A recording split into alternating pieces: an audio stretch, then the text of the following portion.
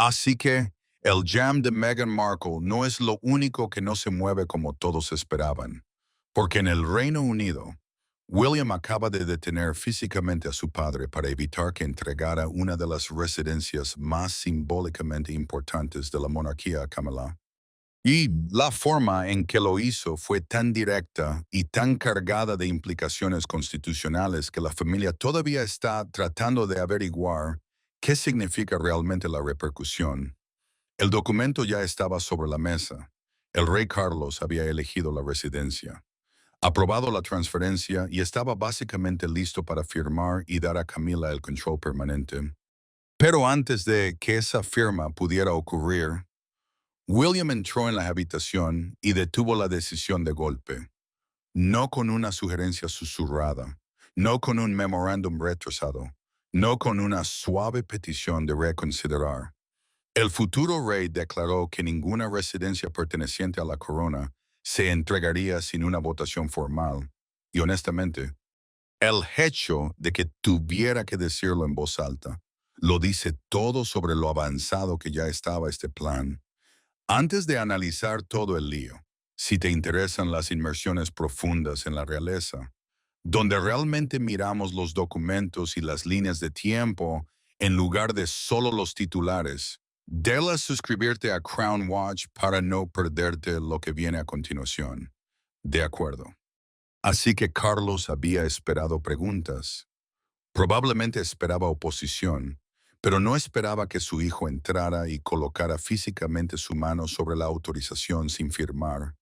El gesto fue calmado, lo que de alguna manera lo hace más brutal. William no le estaba pidiendo a su padre que reconsiderara, lo estaba deteniendo. Carlos miró hacia abajo, a la mano de su hijo sobre el documento. Luego levantó la vista y no dijo nada. Había creído genuinamente que su autoridad como rey resolvería el asunto. En cambio, el príncipe había trazado una línea sobre él. Camila no sabía nada hasta que un ayudante la encontró en el pasillo. Ella ya había discutido el personal, las renovaciones, cómo operaría la casa. En su mente, esto estaba ocurriendo. Entonces llegó el mensaje de que William había bloqueado una transferencia. La reina consorte dejó de caminar, despidió al ayudante, entró en una habitación y cerró la puerta sin decir una palabra. La humillación llegó antes que la ira. Y ese es un detalle que importa porque explica todo sobre cómo reaccionó después. William llevó más que solo una objeción a esa habitación. Produjo un informe constitucional, un documento formal que explicaba los límites legales y financieros que rodean las decisiones reales.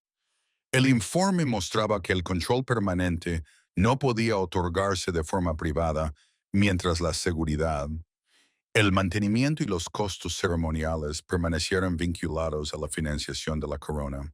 La transferencia afectaría reinados futuros y la autoridad del próximo soberano. No se trataba solo de quién podía vivir dónde, se trataba de quién se vería obligado a pagar por esa decisión décadas después. El silencio era imposible después de eso. Anne no había sido informada. Varios miembros de la familia, cuya aprobación Carlos necesitaría, eventualmente habían sido mantenidos completamente en la oscuridad. Solo un círculo estrecho había visto la autorización, y William temía que el secreto hubiera sido esencial para el plan, lo cual es una elección de palabras tan interesante porque sugiere que la decisión no solo había sido apresurada, había sido protegida de los desafíos, como si la transferencia era sencilla y obviamente apropiada. ¿Por qué se estaba manejando de manera tan silenciosa? Ahí es donde se pone extraño. El procedimiento era solo la superficie. William creía que la difunta reina había dejado una promesa específica respecto a la residencia y pretendía confrontar a Carlos con sus palabras exactas. Pero antes de poder revelar lo que la monarca había exigido, primero tenía que enfrentar la dolorosa verdad sobre por qué su padre quería darle a Camila la residencia con tanta urgencia. Detrás de la discusión sobre paredes, llaves y firmas, había tres personas luchando por tres futuros completamente diferentes. Carlos veía la residencia como la prueba final de que su esposa había sido aceptada. No tolerada, no acomodada, sino genuinamente aceptada. Camila la veía como protección contra el día en que su marido ya no pudiera defenderla. William veía el mismo edificio como algo heredado en fideicomiso, no un regalo privado, sino un símbolo que pertenecía a la corona más allá de cualquier matrimonio, rencor o promesa personal. Esas son tres comprensiones completamente diferentes de lo que representa el mismo edificio y ninguna de ellas es enteramente incorrecta, lo cual es lo que hace que esto sea tan complicado. Carlos cargaba con la herida personal más profunda. Durante años había visto a Camila desempeñar deberes reales mientras aún percibía resistencia a su alrededor. Las multitudes aplaudían. Los funcionarios se inclinaban. Sin embargo, la aceptación a menudo parecía condicional, como si un cambio en el poder pudiera dejarla expuesta nuevamente. Darle la residencia sería más que un acto de generosidad. Sería su declaración más fuerte de que ella no era una figura temporal junto al soberano, sino una parte permanente de la monarquía que él había construido a su alrededor. Why, si entiendes ese contexto emocional, sus acciones tienen perfecto sentido. William también entendía la emoción. No era ciego a ella, pero temía el precedente. El príncipe sabía que cada arreglo privado hecho ahora podría convertirse en una carga durante su propio reinado. Un activo real no era simplemente una propiedad valiosa. Era un hogar mantenido por la corona para uso oficial. A través de las generaciones, una vez que las promesas personales comenzaran a remodelar esos límites, el futuro rey creía que cada límite se volvería más fácil de romper. Carlos veía esa resistencia como un rechazo a su matrimonio. William veía la transferencia como la prueba de que el afecto había comenzado a superar el juicio. Ninguno de los dos hombres creía que estaba traicionando al otro. Sin embargo, la traición era exactamente lo que ambos sentían. El rey creía que su hijo había elegido el procedimiento por encima de la familia. El heredero creía que su padre había elegido un voto privado por encima de la institución que ambos habían jurado proteger. Eso no es un malentendido. Es una colisión fundamental de valores. Camila se sentó sola con un plano preliminar abierto ante ella.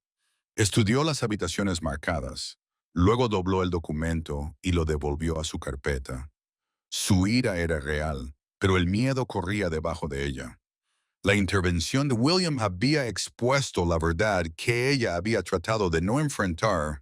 Su seguridad podría durar solo mientras Carlos permaneciera lo suficientemente fuerte para garantizarla.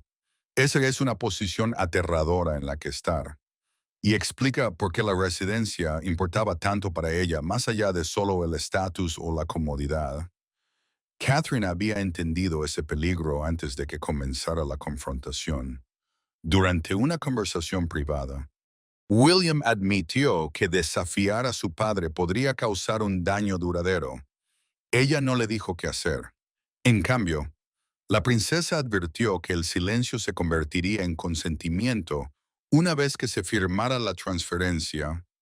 Sus palabras permanecieron con él cuando entró en la oficina. Ese es un consejo tan preciso porque reformula toda la situación. No se trataba de si William quería un conflicto. Se trataba de si la inacción lo haría cómplice de algo que creía que estaba mal. Meses antes, Carlos le había hecho a Camila una promesa personal después de que ella confesara su miedo a quedarse sin un hogar real seguro. Él le aseguró que siempre tendría uno. La transferencia era su intento de cumplir ese voto íntimo. Pero Anne reconoció la demanda de William de una votación. Había escuchado la misma advertencia durante una conversación privada, grabada con la difunta reina, que Carlos nunca supo que había tenido lugar. Y cuando finalmente abrió la cuenta sellada, La disputa familiar se convirtió en una batalla sobre el límite final de la monarca. La crisis no había comenzado con la mano de William cubriendo un documento. Había comenzado años antes durante una tarde privada en Windsor, cuando la difunta reina convocó a Anne después de una tensa cena familiar. No quedaban cortesanos en la habitación. No siguió ningún anuncio. Sin embargo, antes de que la princesa real se fuera, la monarca había hecho una instrucción inconfundiblemente clara. Las residencias vinculadas a la oficina del soberano nunca debían convertirse en recompensas por lealtad personal, sin importar quién se sentara en el trono. La distinción importaba más de lo que cualquiera en esa cena entendía. Los hogares reales de propiedad privada, resoplidos, podían heredarse, regalarse o colocarse en fideicomisos familiares. Una residencia oficial era diferente. Existía para apoyar el trabajo del soberano y sus costos, personal, seguridad y propósito ceremonial se extendían más allá de un reinado. La reina temía que una vez que esos límites se debilitaran, el afecto personal pudiera convertirse silenciosamente en una obligación institucional permanente. Anne escuchó sin interrumpir. Su madre no habló con amargura, ni atacó a Camila. En cambio, la monarca le pidió a su hija que recordara un principio. La generosidad nunca debe confundirse con la propiedad. La princesa real entendió que esto no era un consejo casual, era una advertencia destinada a una crisis futura, y esa advertencia había sido desencadenada solo horas antes. Durante la cena en el castillo de Windsor, Camila había hablado sobre establecer un hogar permanente en la residencia oficial de la reina. Carlos respondió sin dudar. Cuando la autoridad fuera suya, dijo que se aseguraría de que sucediera. La difunta monarca escuchó cada palabra, colocó su vaso, miró directamente a su hijo y terminó la conversación antes de que alguien pudiera suavizar lo que acababa de ser prometido. Más tarde esa noche, la reina admitió en una conversación privada grabada con Anne que su preocupación no era hostilidad personal hacia Camila. Su miedo era mucho más grande. Si la propiedad real se convertía en compensación por heridas emocionales, entonces cada reaseguro privado eventualmente podría exigir financiación pública, personal permanente y protección de futuros soberanos. La monarca actuó de inmediato. Dictó un breve memorándum de instrucción escrita formal preservado para referencia oficial y luego agregó una frase manuscrita propia. Ninguna reasignación permanente de la residencia, escribió, debería ocurrir sin consulta colectiva y aprobación registrada. Esa frase lo es todo. No decía que la transferencia no pudiera ocurrir. Decía que no podía ocurrir en silencio, de forma privada, sin que nadie verificara si tenía sentido. Anne guardó una copia certificada. Nunca la usó mientras su madre vivió porque aún no se había intentado ninguna transferencia. Carlos recibió solo una advertencia general de que la propiedad debía permanecer disponible para deberes oficiales. Nunca se le dijo que la reina había rechazado específicamente otorgarla de forma permanente a cualquier consorte sin una votación. Ahora el registro oculto se había vuelto imposible de ignorar. Anne colocó el documento ante William y explicó su origen a través de su relato documentado de esa conversación en Windsor. Él leyó la línea manuscrita 2 veces, cerró la carpeta y se negó a dejar que los funcionarios del palacio llevaran la confrontación por él. Con las palabras de la difunta reina en su posesión, William caminó hacia la oficina privada de su padre, sabiendo que una sola frase podía detener la transferencia y fracturar a la familia. No había asesores entre ellos. Cuando William regresó a la oficina del rey, Carlos estaba de pie junto al escritorio con la autorización aún sin firmar. Su hijo entró llevando el memorándum de la difunta reina, cerró la puerta y colocó la página junto a la orden de transferencia. Lo que siguió no fue una elección constitucional, fue una confrontación entre un padre decidido a proteger a su esposa y un heredero que se negaba a heredar las consecuencias de esa protección. William habló primero. Lo dijo a Carlos que la residencia pertenecía a la corona, no a ningún matrimonio o reinado en particular. Estaba sostenida a través de estructuras oficiales, lo que significaba que su personal, seguridad, mantenimiento y rol ceremonial estaban vinculados a la monarquía misma. Eso hacía que la transferencia fuera más que un acto privado. Ataría a quienes vinieran después de ellos. Carlos no retrocedió. El rey argumentó que los soberanos siempre habían tenido autoridad sobre los hogares reales. Insistió en que el uso permanente de la propiedad por parte de Camila no la eliminaría de la corona. En su mente, el arreglo protegería tanto a los residentes como a su esposa. Él veía estabilidad. William veía un precedente que no se podía revertir fácilmente. El príncipe empujó la orden sin firmar de vuelta a través del escritorio. No puedes regalar lo que tienes en fideicomiso. La expresión de Carlos cambió de inmediato. Acusó a su hijo de confundir la tutela con la desobediencia. William respondió que la lealtad no significaba silencio. El futuro rey se negó a heredar una decisión tomada por un impulso y luego defendida como tradición. Camila entró antes de que cualquiera de los dos hombres pudiera continuar. Había aprendido que su futuro se estaba decidiendo detrás de una puerta cerrada y no permanecería fuera de ella. La reina consort miró directamente a William y le preguntó si creía que ella no había ganado nada después de años de servicio. William eligió sus palabras con cuidado. Dijo: el servicio puede ganar respeto, protección y dignidad, pero no puede crear propiedad personal sobre una residencia oficial. Camila escuchó la distinción, pero le pareció un rechazo. Para ella, él no estaba defendiendo una regla. Le estaba recordando que la aceptación todavía tenía límites. Entonces, William giró el memorándum hacia Carlos. El rey reconoció la letra de su madre antes de llegar a la frase final. Se sentó lentamente, visiblemente conmocionado por el conocimiento de que ella había anticipado este exacto conflicto. El documento requería consulta antes de cualquier reasignación permanente. Carlos entendió de inmediato quién lo había guardado. Anne había preservado el registro y no había dicho nada mientras sus planes avanzaban. Su ira se desplazó hacia su hermana. Llamó a su silencio una traición. Aún así, el rey se negó a rendirse. Dejó la transferencia sin firmar, pero ordenó que la propuesta se presentara ante el Consejo de Propiedades Reales, el organismo responsable de las decisiones importantes relacionadas con la propiedad real oficial. La firma había sido detenida, pero la batalla ya no era privada, y la próxima votación revelaría quién servía al rey, quién servía a la corona y quién creía que los dos ya no eran lo mismo.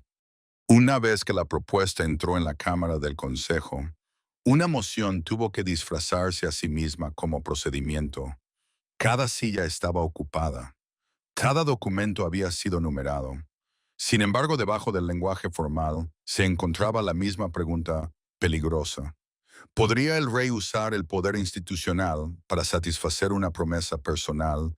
Carlos creía que la sala se deferiría a él. William creía que la instrucción de la difunta reina prevalecería. Camila sabía que el resultado definiría más que dónde viviría. Carlos abrió la discusión con confianza controlada. El Consejo de Propiedades Reales no podía ser ignorado. Ahora, el rey todavía tenía el derecho de proponer el arreglo, pero el control exclusivo permanente requería aprobación porque los costos y las consecuencias continuarían más allá de su reinado. Las posiciones se formaron rápidamente. Varios altos funcionarios apoyaron un acuerdo renovable, permitiendo a Camila ocupar la residencia mientras Carlos permaneciera soberano. William y Anna rechazaron cualquier redacción que sugiriera posesión personal permanente. Edward buscó un camino intermedio, uno que protegería la dignidad de la reina consorte sin debilitar el límite alrededor de la propiedad de la corona. Carlos escuchó mientras la lealtad comenzaba a separarse de la obediencia.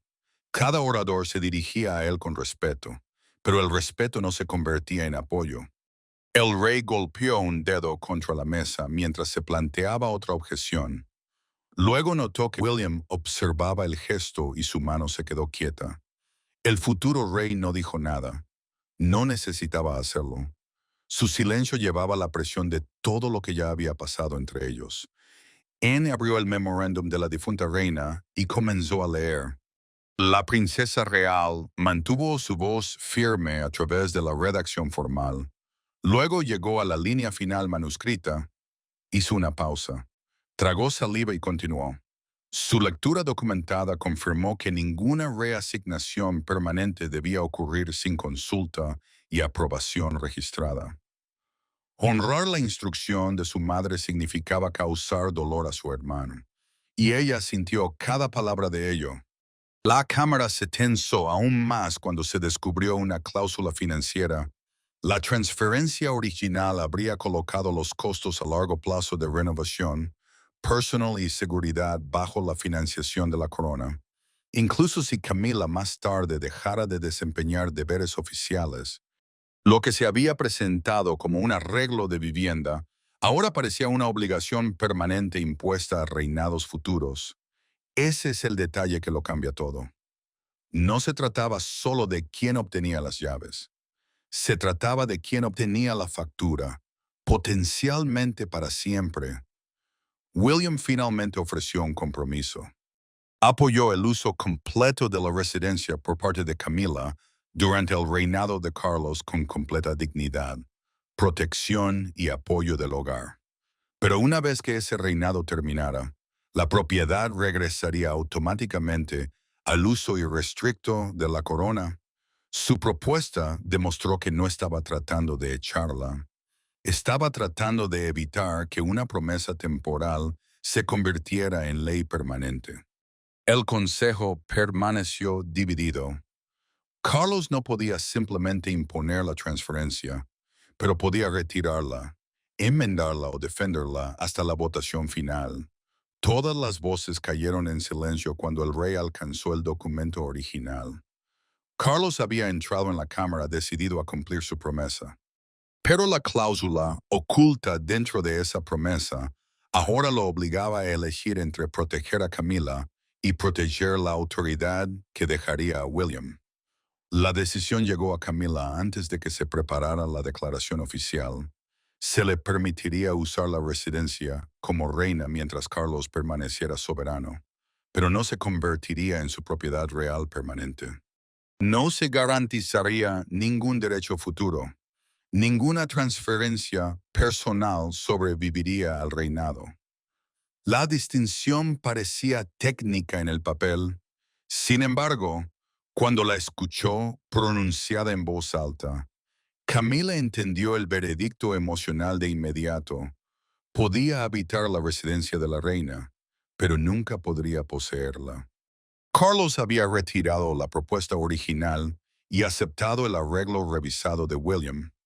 La reina consorte recibiría protección completa, personal y uso de la propiedad durante el reinado, pero la propiedad y el control futuro permanecerían con la corona.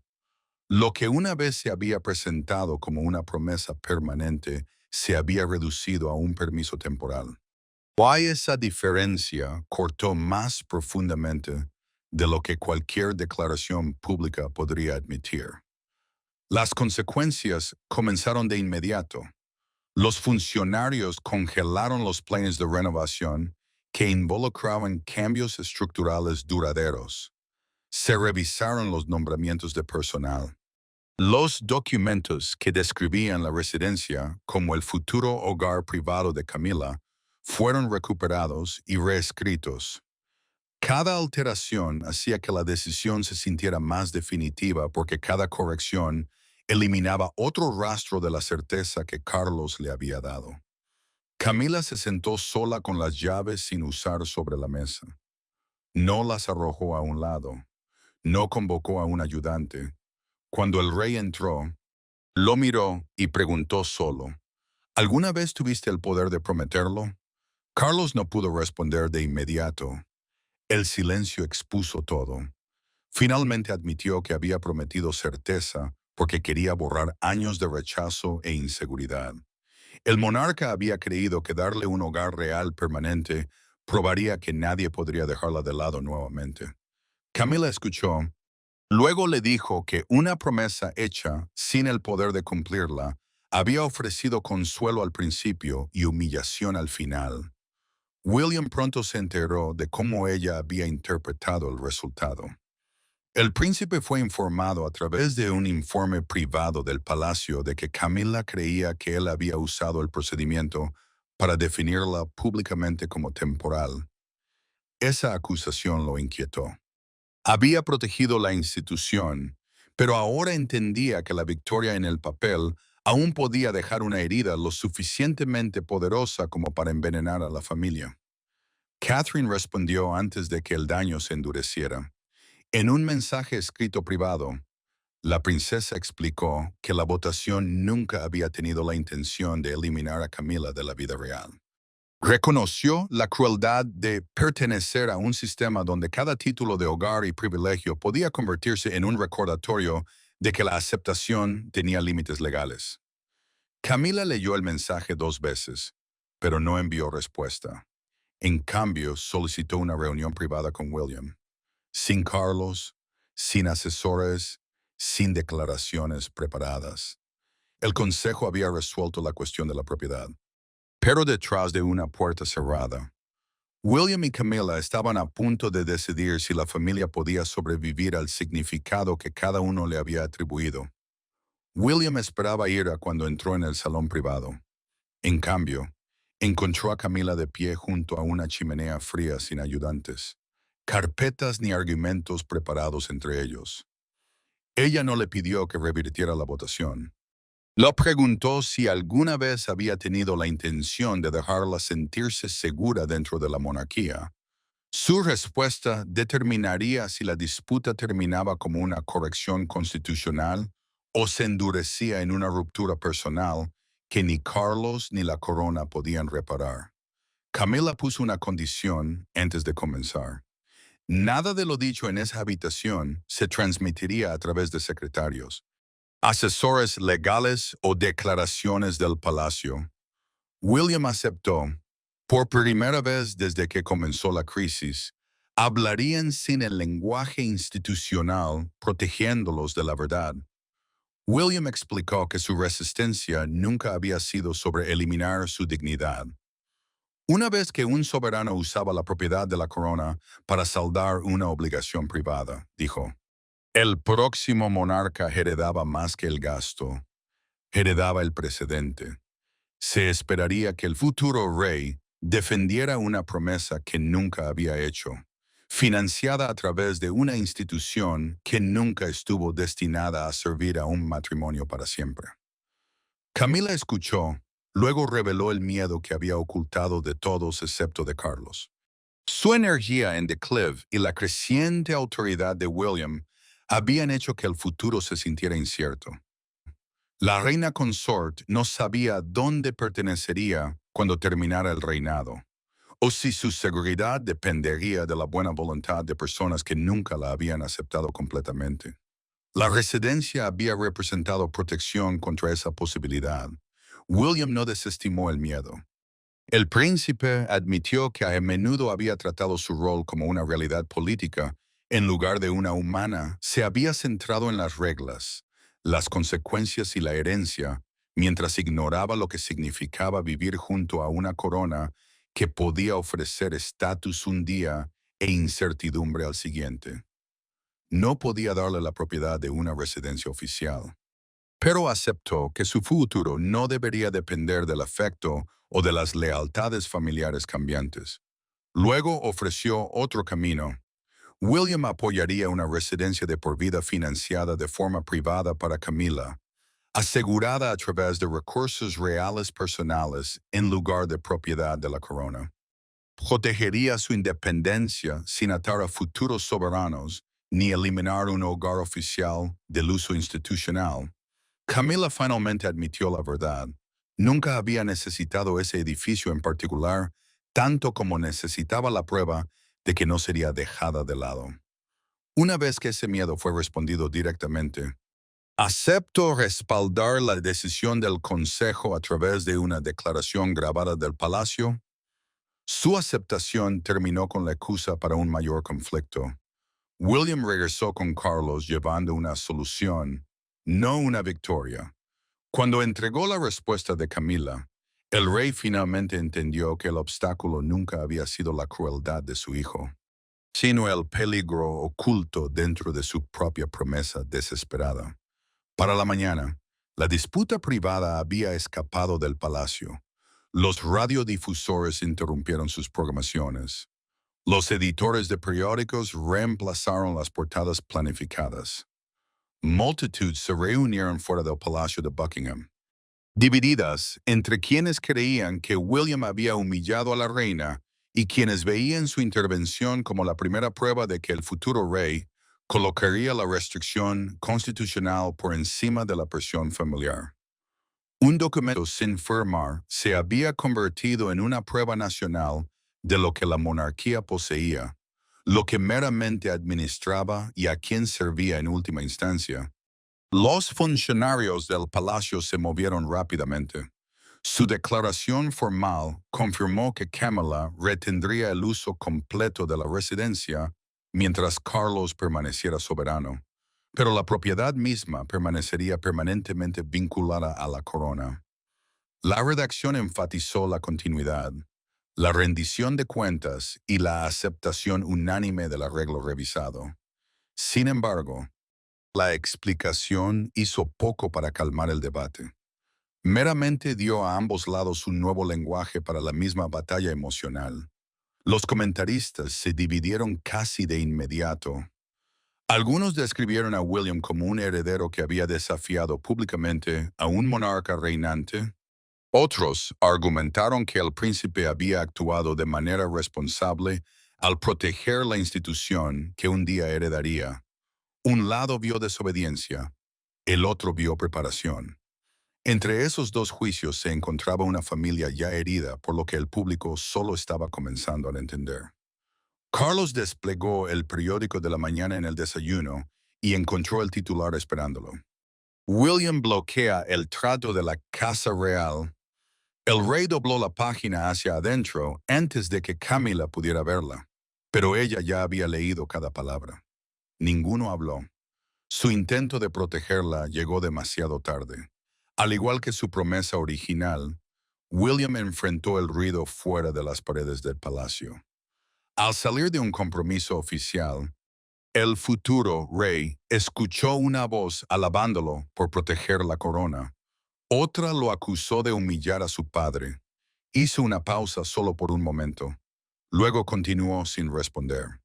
El deber no le había dado ninguna victoria limpia, solo una decisión que diferentes personas interpretarían a través de sus propias lealtades. El momento público más fuerte se desarrolló junto al Victoria Memorial, donde un radiodifusor explicó que la propiedad real privada podía heredarse, mientras que una residencia oficial permanecía vinculada al trabajo de los soberanos y a los reinados futuros. Una mujer mayor en la multitud sostenía una fotografía de la difunta reina y dijo que ella habría querido que las reglas sobrevivieran a las personas. Sus palabras se extendieron más rápido que la declaración del palacio. Entonces Camila terminó con la especulación ella misma. En un mensaje público grabado, la reina consorte confirmó que aceptaba la decisión del Consejo y apoyaba preservar la residencia para futuros soberanos. Su intervención detuvo la disputa para que no se convirtiera en una guerra abierta entre facciones reales. Carlos respondió pidiendo tanto a William como a Camila que se unieran a él en el próximo compromiso oficial. La aparición no borraría la herida, pero revelaría si podían permanecer juntos después de que el poder el miedo y la lealtad hubieran sido despojados de todo disfraz. El público había entregado sus argumentos. Pero el veredicto final de la monarquía no vendría a través de titulares o aplausos.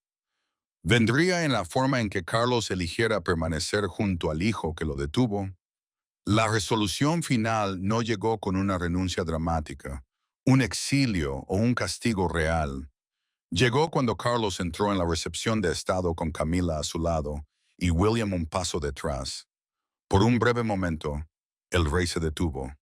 Se volvió hacia su hijo y lo invitó a avanzar. El gesto fue pequeño, pero su significado era inconfundible. William había desafiado la decisión de su padre. Sin embargo, no había tratado de tomar su lugar. Había protegido el lugar mismo. Carlos sabía que el acuerdo había cambiado más que un solo hogar. El Consejo de Propiedades Reales registró la residencia como propiedad de la corona, que podía asignarse para su uso, pero nunca transferirse permanentemente a través de una promesa personal no revisada. Cualquier cambio futuro requeriría consulta y una votación documentada, asegurando que un reinado no pudiera atar silenciosamente al siguiente. El futuro de Camila se aseguró a través de un arreglo de vivienda de por vida separado financiado por recursos reales privados. La reina consorte retendría dignidad, independencia y protección sin imponer una obligación permanente sobre la propiedad oficial del soberano. El compromiso le dio seguridad, pero también obligó a Carlos a confrontar el dolor detrás de su error. Carlos se disculpó antes del compromiso. Le dijo a Camila que había confundido la posesión con la seguridad y admitió que su deseo de demostrar su aceptación lo había llevado a prometer algo que solo tenía temporalmente. Ella no lo castigó con ira.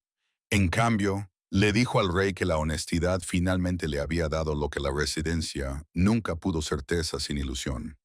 William enfrentó a su padre a continuación. Carlos confesó que ser detenido por su propio heredero se había sentido como una pérdida pública de autoridad. El príncipe respondió que permanecer en silencio habría creado una pérdida mayor más tarde. El monarca no celebró esas palabras, pero aceptó su verdad. William luego se negó a reclamar la victoria.